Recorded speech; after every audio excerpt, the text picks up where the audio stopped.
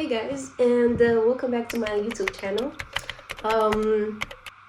I have created my YouTube page. I would say probably it's been a year now, something like that. I think January 2024.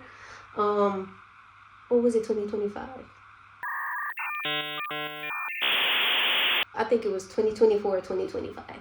And I have just been reposting videos that content that I've been already posting on Instagram and TikTok because the algorithm hates me.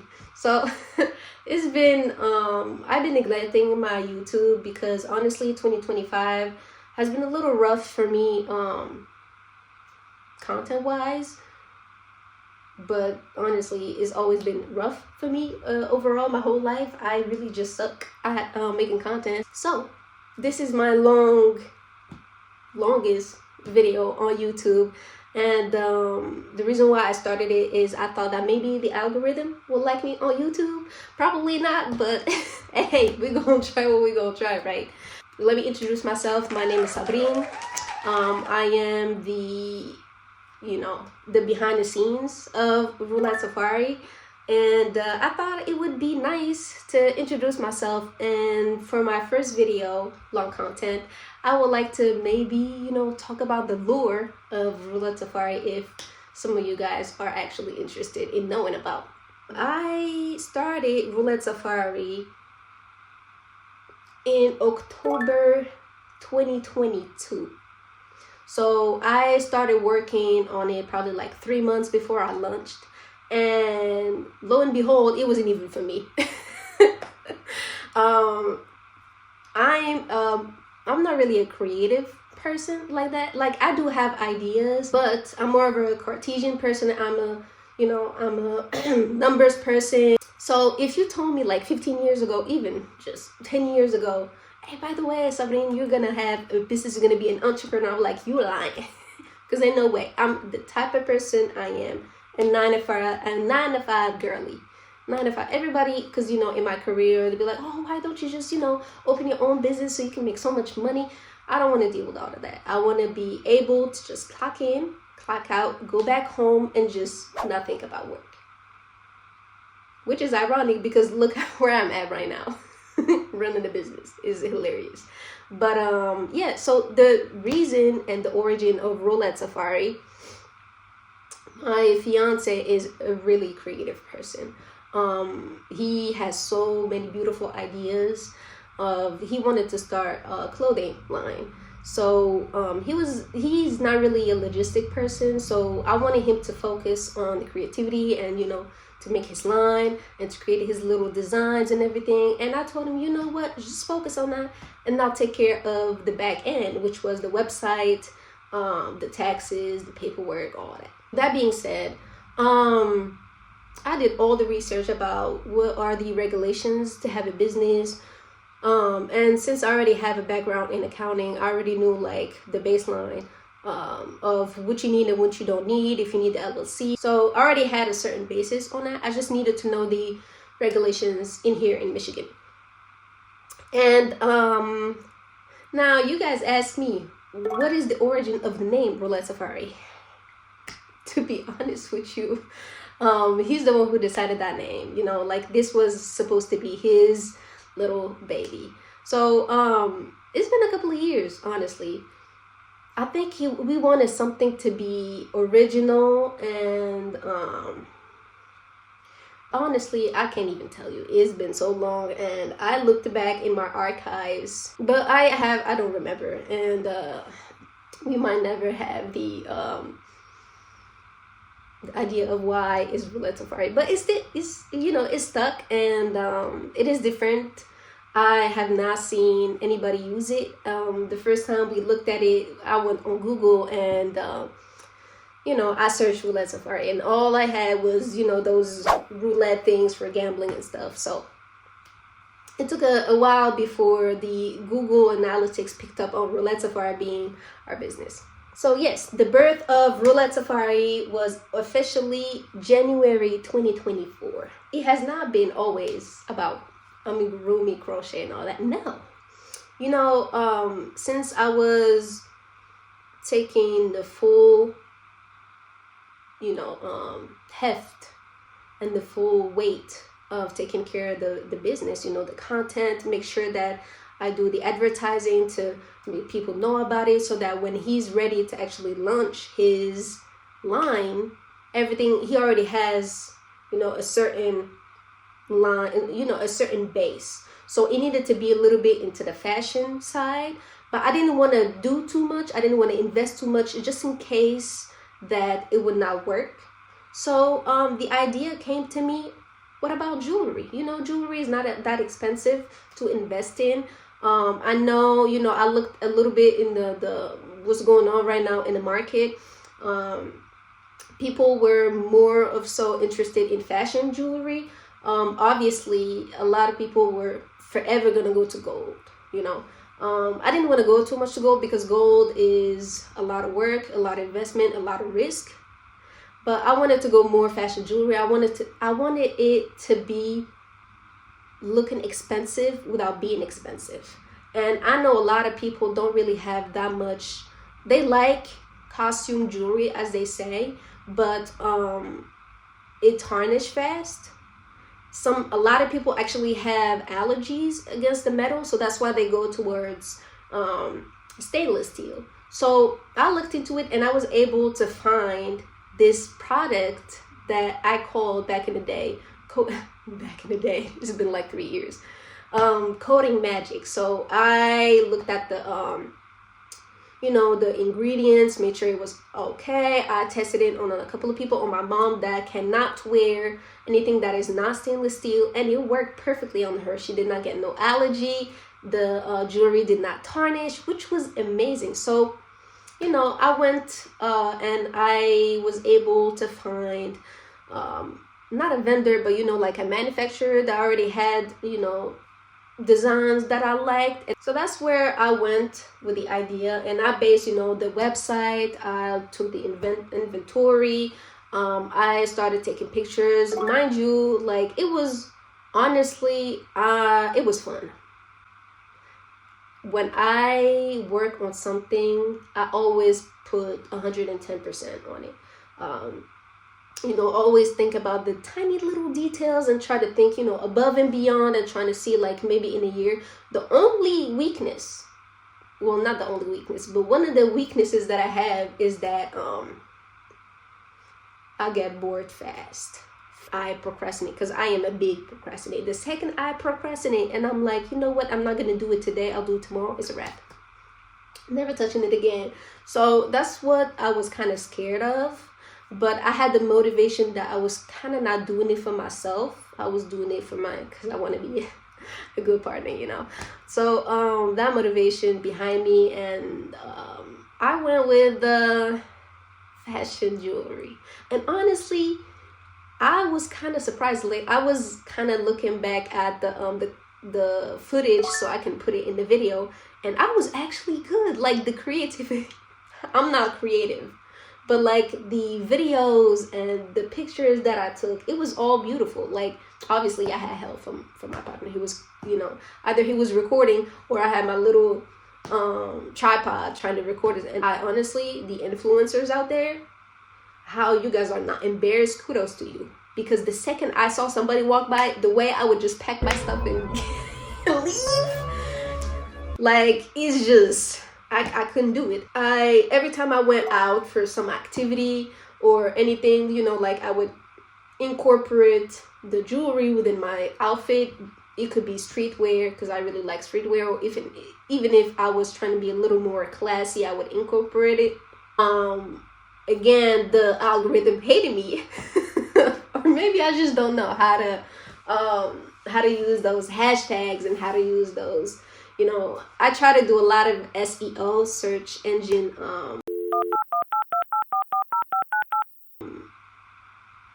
something, which helped me a lot with boosting the being visible online. And so I also started going to pop-up shops, and honestly, the business in the pop-up industry is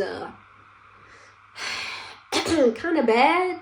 The number of people that I met were just rude. I would just try to So I think I was just not maybe going to the right pop-ups, and after a while it did help me know more about the industry and know more about what's going on being an entrepreneur. And I did meet a lot of people, and honestly it was fun for a while, but I felt like it was too much. I don't know, I just didn't enjoy it. I think maybe it was too many bad interactions than good. Yeah, that was nice, and I enjoyed the jewelry side of Roulette Safari back in the day. And I think I was able to last after a year. And I think I started, being less on social media because I did not enjoy it as much. So I was then scrolling on my For You page on Instagram, and I stumbled upon my first Amigurumi. And that's when the click was just in my head. I was like, oh my God, this is it. I was always overly obsessed with mangas and cartoons. I was not really that much into anime because I'm more of a manga. I like to read more than to watch. I don't know, I'm just a reader more. Even though lately, these past couple of years, my fiance likes to watch anime, so I started watching anime with him, which I liked. But I always been a manga reader through and through. Cartoon, like my parents used to be like, okay, you're grown now. They thought I was gonna grow out of it. I never did. I never will grow out of it. So yeah, I saw my first Amigurumi, and I'm like, this is it. This is it. This is Roulette Safari now. So the thing is, I come from a family that do a lot of, we're a lot into sewing, we're a lot into crochet, knitting. We're a lot into textiles in my home country. So I grew up watching my mom do those little crochet for the table, sew, do pants, do clothes, but it was never something that I kind of related to. Like, I think I tried one time crocheting. I don't remember if it was crochet or knitting. It was probably knitting because I don't remember ever. I was young. I think I was like 9, 10 when we first moved, and I made this scarf, yellow and white scarf. It was so ugly. And I said, I'm not doing it. I tried. At least I tried, So the fact that the Amigurumi was kind of making it handmade, and I knew for a fact that I could do it, and it was nice. I remember liking the fact that I didn't have to think about it. So basically you're just following some kind of recipe, which is the pattern, and your mind goes blank. And it was the perfect, the fact that my brain is still working because I'm still counting, I'm still doing a lot of not really thinking, but like my brain is still working, but at the same time it is kind of like zen. I loved it, and it was incorporating stuff that I liked, anime, manga, and stuff that I like, and cutie stuff. I was sold. I was honestly sold. So I grew up watching that. I grew up my grandma doing those I kind of don't know how to say, but it was called like embroidery, and I honestly went crazy. And that was, I think it was in this, I've made my first Amigurumi probably like the end of 2023. So I would say November, December 2023. Honestly, the first Amigurumi, I just had a yarn that I picked up at the store, Joanne, when it was still open, and it came out so bad. I hated the yarn, and I showed it to my mom, and it was I have made a whale because I found a new pattern on the internet, a free pattern on the internet, and I made it. It was a whale, and then I sent it to my mom, and my mom was like, "What is that, a ghost?" Because I didn't have safety eyes, so I just put X's on the eyes. Anyway, I'm gonna see if I can find the pictures so I can show you. It was bad. And then after that, I had to go get it from my cat's room. I gave it to her. This is what I made. Honestly, it's not that bad considering this was what, like 2 years ago. See, I hated the yarn. Sewing, I hated sewing. I felt like, but now I'm a little, you know, I don't mind it that much because I figure out a way to make it easier for me to, yeah. This is what I made. And if you look, you know, the comparison of that and my current work, you can see a lot of it's different. I got a lot better, and honestly, I think I'm actually kind of good. Like, let's see, this is my one of the work that I still have that I kept. This is Coraline that I made. See, you can even take her head out. Yeah, I was honestly proud. This was my biggest the biggest one that I made after I made Luffy from One Piece. But I'm gonna make a series out of this. I was supposed to make it last year. Her, the bad mom, the other mom, YB, and Coraline with the button eyes. Yeah, just to say, remember when I said Roulette Safari was not for me? It was for my fiance. Well, look at that. Ironic, right? Really. To go back, I still had a lot of inventory for my earrings. And I was like, you know what, since I'm shifting to Amigurumi, let me still try to liquidate all my inventory for my earrings. So I still kept it for a couple of months. And you know, I revamped the website and everything. And after a couple of months, I thought maybe it was going to be too confusing to have two different things that had nothing to do with each other. You know, I even thought about maybe crocheting jewelry and crocheting, you know, some stuff that can hold the jewelry. But honestly, I was kind of over the jewelry, not gonna lie. I decided to take it off because I think it was maybe also confusing regarding the SEO on the Google Analytics and everything. And I didn't want people to confuse the fact that I'm actually hand making these and not handmade. You know, the jewelry was not handmade by me. So I scrapped it out of my website. I have a lot of jewelry in inventory, so what I've been doing is just giving a freebie to my clients, which so far the feedback came back positive. But mind you, it's not gonna be like that forever because at some point it's just gonna be over. So I'm probably gonna think about something else that I can give. It could just be like, I'm probably gonna do a lot of batches of little quick stuff that I can make. Back in 2024, when I was excited about Amigurumi, I pushed out so many plushies, so many plushies all year. And honestly, I was just doing stuff that I liked, you know. So that's why so far I'm kind of still not bored of it, even though I'd be taking a couple of breaks here and there because work has been taking a lot of my time, and this I do it as a hobby. And then I started posting on social media, and then there's this app called with all the neighbors next door, and people started requesting me to do stuff. So that's where, you know, I started building up my portfolio and started customizing, you know, based on pets, based on other stuff, based on, you know, and yeah, and all of this is history.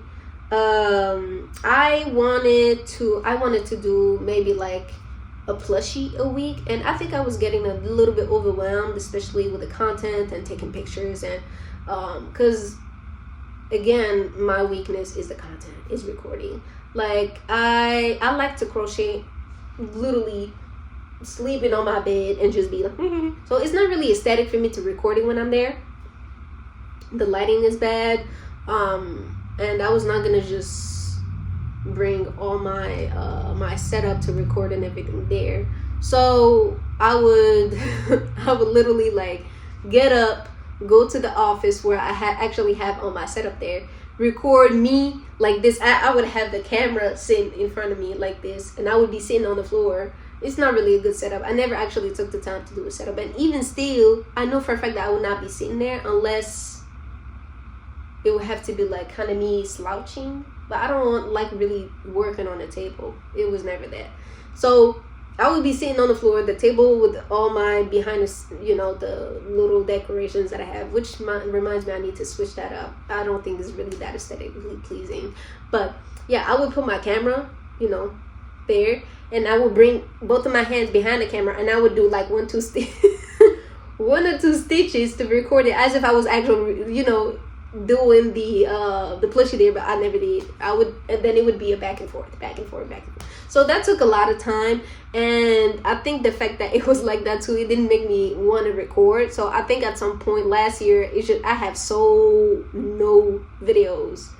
The only thing I would do is I would take the picture of the final result and take a little video also of the final result, and I would just post it if I post it. But you know, this year I thought I need to do better. I need to be more on social media, which is the reason why the YouTube long form video on YouTube. But yeah, I think last year I only pushed out probably like 5 new designs, even though I don't write my patterns yet. I'm just, you know, buying patterns and recreating stuff that people already worked on. I'm not there into the designing era yet. Crocheting to me is kind of my zen zone. Like my brain is still working, but it's not working at full capacity. Not like that. And I feel like designing, that I tried to design two little amigurumis, because when I posted my my plushies from a Christmas Nightmare Before Christmas, this one person in my comments said, "Oh, you should do lock the little children," and I'm like, okay, yeah. And I was really motivated. I really wanted to make them, and this is what I came out with. And the thing is, I really wanted to put them out maybe a week every week. It was just, I really don't like them. Again, I'm a perfectionist. I hated the way they look still this day, and I never finished the 3rd child. Like, what is this? I hated it. You know how many times I redid this and it's still not looking, look, it's just lopsided. Yeah. And I think they still waiting on the 3rd one. They're probably never gonna make it. But yeah, it's not, I'm not here to design yet. I like to already not think. I don't want to do the math. I just want to chill, you know, and make the stuff and not think about it. Like, what is this? Brother, Anyways, I would say that I need to focus more on organizing my time around crocheting, because I need to really put at least an hour every day so I can work on a little crochet, you know. The only thing is, the only time I have to do is like after work at night, but I feel like I kind of don't want to do nothing. I just want to chill, you know.